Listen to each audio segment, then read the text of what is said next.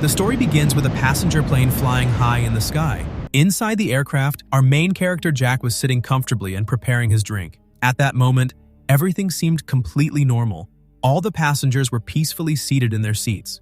But suddenly, powerful gusts of wind started shaking the entire plane violently. The turbulence became so dangerous that passengers who were not wearing their seatbelts were thrown into the air and the oxygen masks dropped down from above. Then, due to the increasing air pressure, one of the plane's wings exploded with a massive blast. The explosion was so devastating that the rear section of the aircraft broke apart in midair, and several passengers fell thousands of feet below. Within moments, the plane went completely out of control and began heading rapidly toward a deserted island. The passengers inside screamed desperately as they fought for their lives. But within seconds, the aircraft crashed into the dense vegetation below, triggering a huge explosion. When Jack finally opened his eyes, he found himself in the middle of a thick jungle. Panicking, he immediately ran outside. That was when he realized that he was stranded on a deserted island. Just then, he heard painful screams coming from a distance. Without wasting a second, Jack rushed toward the sound. The scene there was nothing but devastation. Injured people were lying everywhere, and cries for help echoed all around. Jack was the only doctor aboard that plane. So, without hesitation, he immediately began doing everything he could to save the survivors. But then, a terrifying sound suddenly caught Jack's attention. He noticed that a broken aircraft propeller could fall on a pregnant woman trapped beneath it at any moment. The moment Jack saw the danger, he rushed toward her and managed to pull her to safety just before the propeller came crashing down. In the very next second, it slammed into the ground and triggered a massive explosion. Ignoring his own injuries, Jack immediately continued helping the survivors. However, the devastating blast that had occurred moments earlier had already turned most of the injured passengers into lifeless bodies. A while later, Jack walked alone into the jungle and tried to stitch his own wounds, but the injury was located on a part of his arm that he simply could not reach. Just then, a young woman arrived. When Jack asked for help, she agreed to stitch his wound. However, she was surprised to see that Jack did not seem to feel any pain at all, even though he was receiving stitches without any anesthesia.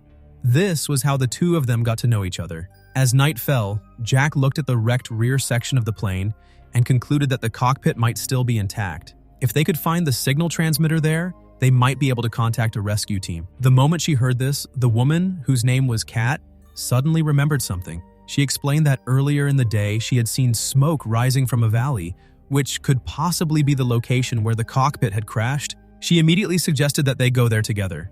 Hearing this, Jack finally saw a glimmer of hope.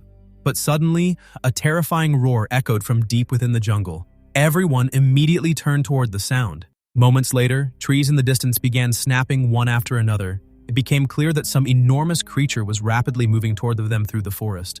Fortunately, the creature never appeared, and after some time, everything became quiet once again. The next morning, all the survivors gathered together and discussed the mysterious creature from the night before. Some believed it was a dinosaur, while others thought it was a giant monster. Fear was now visible on everyone's faces. Jack himself was terrified deep down, but he knew very well that if they wanted to leave the island alive, they had to reach the cockpit at any cost. For that reason, he set out into the dangerous jungle with Charlie and Kat. However, after a short while, heavy rain suddenly began pouring from the sky, making it much harder to locate the cockpit. Meanwhile, the people hiding inside the wrecked plane sensed that the mysterious creature had awakened once again, but the three travelers in the jungle had no idea about it. After wandering for a long time, they finally spotted the front section of the aircraft. When they went inside, they discovered that everyone who had been sitting in first class was dead. Afterward, Jack slowly approached the cockpit and picked up a piece of metal to break the lock on the door. But in the very next moment, what emerged from the cockpit was actually nothing more than a corpse. After things calmed down, Jack entered the cockpit and began searching for the signal device, but suddenly the pilot woke up. After taking a closer look, Jack realized that the pilot was still alive. The good news was that he had only suffered a head injury. The pilot then revealed the real reason behind the plane crash. He explained that when their aircraft entered this mysterious region of the ocean, all communication signals suddenly disappeared. Realizing something was wrong, he immediately tried to turn the plane around. But before he could do so, a strange and mysterious force of wind engulfed the entire aircraft. Within seconds, the plane began breaking apart in midair. After that, the pilot lost consciousness. According to him, they were stranded in an unknown place thousands of kilometers away from civilization. Suddenly, the pilot remembered that the aircraft had a backup wireless communication system. However, after searching, they discovered that the signal device was already damaged. Hearing this, Jack and Kat's last hope of rescue began to fade. With no other option, they decided to return to the camp. But just then, a strange sound echoed from outside, and the aircraft started shaking violently. Everyone rushed to the windows. A gigantic shadow passed outside the wreckage. Its footsteps were so heavy that the entire plane trembled. As the pilot moved closer to the window, something suddenly grabbed him and dragged him outside. Kat screamed in horror. Before Jack could help, the mysterious creature had already killed the pilot. The situation became even more terrifying. Moments later, the wrecked aircraft broke free from the tree where it was stuck and crashed to the ground, throwing all 3 survivors aside. Jack quickly grabbed the signal device and ran into the jungle with Kat and Charlie. Fortunately, the creature did not follow them, allowing them to safely return to the camp. When they arrived, they found James and Curley fighting. Jack and Michael separated them and learned that James suspected Curley was somehow responsible for the plane crash because everyone sitting near him had died while Curley survived. The accusation made Curley furious and another fight almost broke out. Kat finally calmed everyone down and explained that they had recovered a signal device, but it needed repairs before they could call for help. No one knew how to fix it until Curley stepped forward and offered to repair it. As expected, James immediately started arguing again. This time, Jack lost his temper and warned James to stay quiet. Seeing Jack's anger, James backed down. Then some good news came. Curley revealed that he had once served in the military as a communications officer. Since the signal device belonged to a military aircraft, he knew how to repair it. After working on it for a while, Curley successfully got the device running again. However, the battery was almost dead. To send a distress signal, they would have to carry it to a much higher location. When Kat asked where, Curley pointed toward a massive rock formation deep in the jungle. Kat was reluctant because she had already come close to death once, but there was no other choice. Without telling Jack, she left with the other 4 survivors and headed into the dangerous jungle. On the way, James joined them. He deliberately pushed Kat aside and walked ahead alone, making her dislike him even more. What Kat didn't know was that the same man would later save their lives. After crossing a difficult mountain path, the group entered a dense jungle. James continued blaming Curley for the crash until Curley finally lost his patience and was about to respond. At that moment, a strange sound came from the bushes. Everyone immediately froze. Something dangerous was moving rapidly toward them through the vegetation. Terrified, the group began running for their lives, but surprisingly, James remained standing exactly where he was, completely calm and showing no sign of fear. When the others had run a safe distance away, James pulled out his pistol and started firing toward the bushes. Surprisingly, the creature barely reacted to the bullets. However, one lucky shot struck its weak spot and a loud scream echoed through the jungle. Hearing the scream, everyone rushed back, but when they finally saw the creature clearly, they were stunned. It wasn't a monster at all, it was a gigantic polar bear. What shocked them even more was the fact that a polar bear was somehow living on a hot tropical island surrounded by dense jungle. The discovery raised another question. How was James carrying a gun on a passenger plane? When everyone questioned him, James explained that he had found the weapon on the body of a dead police officer after the crash. To prove his story, he even showed them the officer's badge. Although some people were still suspicious, they eventually accepted his explanation. The group continued toward the mountain. Soon, the signal device suddenly picked up a strong signal. Excited, Curley immediately tried to send a distress call, but he quickly realized that the rescue frequency was already being used. This meant someone else on the island was also sending signals. The discovery confused everyone. How could another person be living on such an isolated island? Moments later, a woman's voice came through the device. She was speaking French. At first, everyone believed it was a rescue team responding to them. A French-speaking survivor quickly tried to communicate. Their excitement didn't last long. The voice turned out to be an old distress recording from a woman desperately asking for help. Seconds later, the signal disappeared again. After checking the frequency, Curley made a terrifying discovery. According to the device, that same distress signal had been repeating for the last 16 years. No one had ever answered it. The realization frightened everyone. Questions flooded their minds. What was really happening on this island? How did a polar bear end up here? And why had their plane mysteriously fallen apart in midair? The island clearly seemed to be hiding a dark secret. After returning to camp, they decided not to tell the others about the strange signal to avoid causing panic. That night, Michael's dog suddenly started barking aggressively. The noise drew everyone's attention.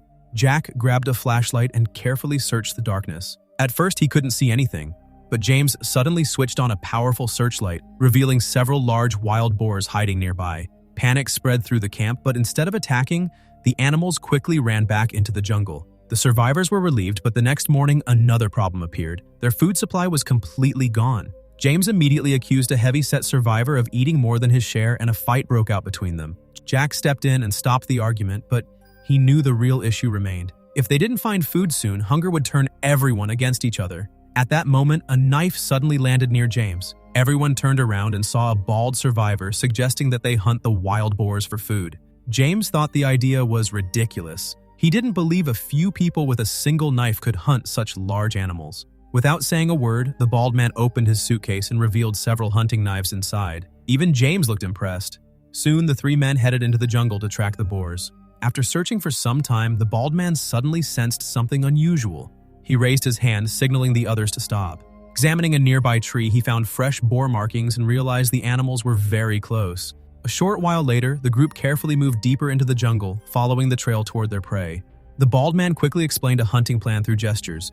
He wanted Kat to distract the boar from the front while Michael moved in from the side. However, Michael misunderstood the signal and shouted loudly. The noise immediately alerted the wild boar, which charged straight at them. The bald man jumped aside in time, but Michael was hit. Fortunately, the boar didn't attack again, and he escaped with only minor injuries. After a short rest, Kat suggested returning to camp, but the bald man didn't want to lose the opportunity. He told them to go back while he continued tracking the boar alone. With no other choice, Kat and Michael started heading back. On the way, Kat suddenly stopped and began removing part of her clothing, leaving Michael completely confused.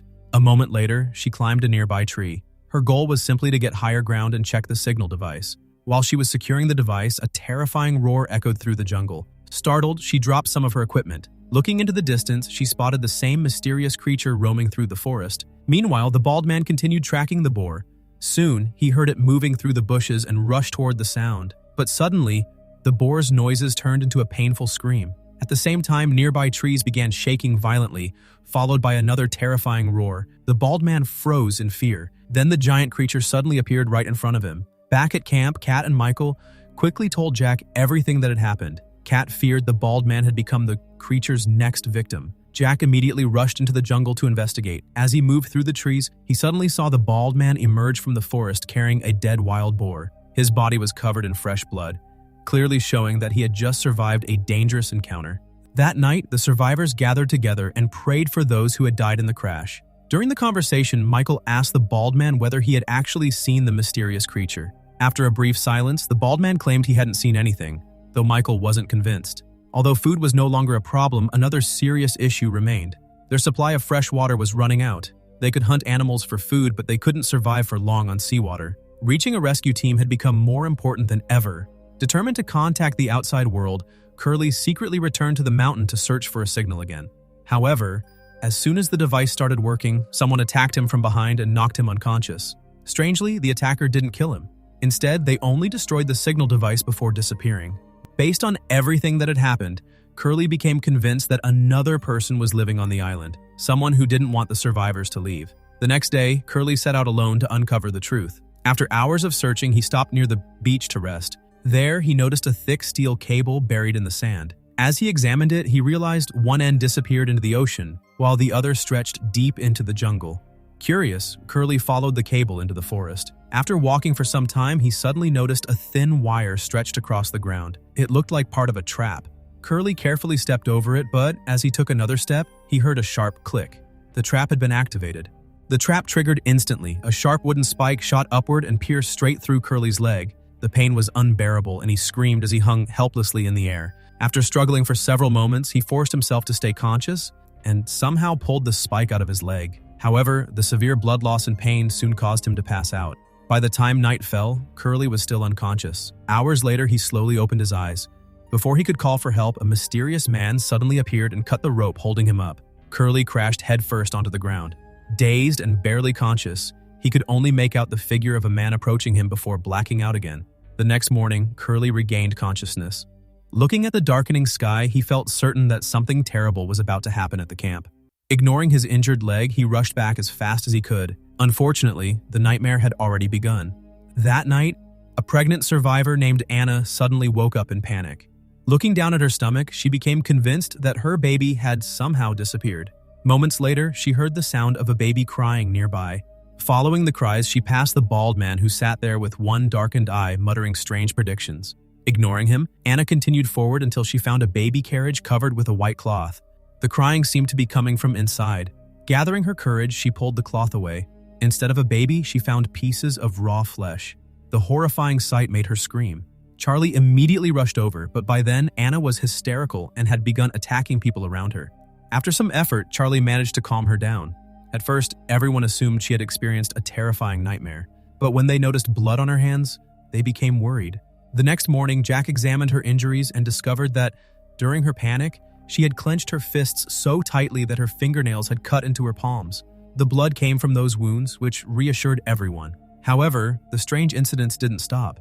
That same night, Anna woke up screaming again. She claimed someone had attacked her and stabbed her stomach. The survivors rushed over, but nobody was there. Anna insisted that she had been attacked. Yet when Jack checked her stomach, there wasn't a single mark. Believing stress and pregnancy were causing hallucinations, Jack told her to rest and take some medication. Anna was furious. She felt that nobody believed her. Angry and frustrated, she packed her things and stormed off into the jungle. Charlie couldn't let her go alone and followed her. Not long afterward, Anna suddenly began suffering severe stomach pain. Panicked, Charlie decided to get Jack's help and ran back toward the camp.